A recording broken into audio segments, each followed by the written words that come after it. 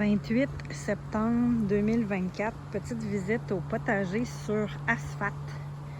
Il y en a qui vident leur jardin très rapidement, mais en réalité, en dehors des plantes tropicales qui vont souffrir des nuits plus bas de 10 degrés, les autres plantes vont souffrir du manque d'eau.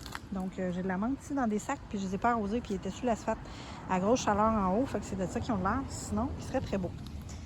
Les plants de tomates me font quand même encore des tomates, donc c'est à garder en tête. Le rutabaga va bien. Oh, il y a des petits plants de tomates en dessous du rutabaga, donc c'est à surveiller. Mais j'ai encore du temps avant de les récolter, fait que comme j'ai encore beaucoup de récoltes à faire, je priorise pas ça. J'ai fait une petite tournée, j'ai ramassé quelques tomates, quelques carottes qui commençaient à sortir. C'était pas fructueux, mes carottes cette année, mais ils sont encore là, puis j'en ai une belle quand même. Des petits bouts de brocoli, on va les manger. Il y a des choux qui s'en viennent, donc il y a encore beaucoup de carottes à venir. Les brocolis, bien encore une fois, le brocoli c'est intéressant parce qu'on peut quand même manger la feuille et la tige si il ne fait plus de petites rosettes. Fait qu'il est encore très beau, puis il va quand même résister au froid.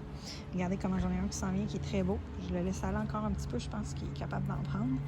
Les choux s'en viennent. J'ai des beaux céleris. En fait, la seule plante que je vais devoir surveiller et protéger un peu plus, c'est le tomatillo qui est ici.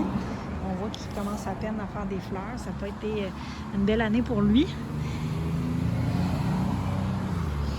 Ensuite de ça, les cornichons. C'est pas mal la fin, les cornichons. Quoique j'en ai trouvé un tantôt. Donc, un petit cornichon juste ici. Donc, mais c'est ça achève. Ensuite de ça, de la roquette. Ça, on dirait que c'est pas veille d'achever pantoute. Il y en a un petit peu partout. Avez-vous vu la quantité de graines que j'ai? Ma tonnelle de fèves que je n'ai pas cueillie encore, mais regardez, dans mon mélèze, là, elle commence à grimper, là, puis il y a plein de fèves. Donc, elle se porte encore très bien. Il y a des feuilles mortes, mais il y a des fleurs, puis il y a des fèves. Donc, tant et aussi longtemps là, que ça ne descendra pas bas la nuit sur le bord de zéro, elle va résister. Et de l'autre côté, d'autres plantes que j'étire encore, c'est la bétacarde et le fenouil. Mais ça, c'est mon fenouil raté que j'appelle dans mon blog. Si vous êtes intéressé à aller voir, j'ai un blog sur mon site web qui s'en vient ou qui est déjà arrivé. Et j'ai le persil tubéreux ici que je suis en train de tester. C'est comme c'est une plante à racines, je me dis, je vais le toffer le plus longtemps dehors pour qu'il grandisse. Je vous montre mes fenouils ratés. On dirait qu'il y a une bébite dedans. On dirait qu'il faut commencer à monter en fleurs. Donc, c'est ça. Mais tu mets ça dans le poêle, puis c'est délicieux. Fait que ça, puis j'ai des petits choux-rames en arrière. Fait que c'est ça. Ça, c'est mes rutabagas. J'ai un petit peu de kale là. J'ai des plants de tomates là. Fait que ça se porte bien, ce coin-là. Puis beaucoup de choses qui peuvent toffer encore un bon bout.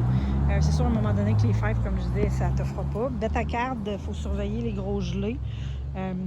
Fenouil aussi, mais comme je dis, tout ce qui est à racines, donc rutabaga, les carottes, c'est des plantes que je vais pouvoir quand même me permettre d'étirer. Donc voilà, il reste encore plein de choses dans le potager. On peut se permettre d'étirer. Ça donne de la saveur quand on laisse les plantes racines dans le sol et qui ont un bon froid. Puis ça nous permet d'étirer notre récolte puis d'avoir encore plus de choses à manger et d'avoir un frigo bien plein.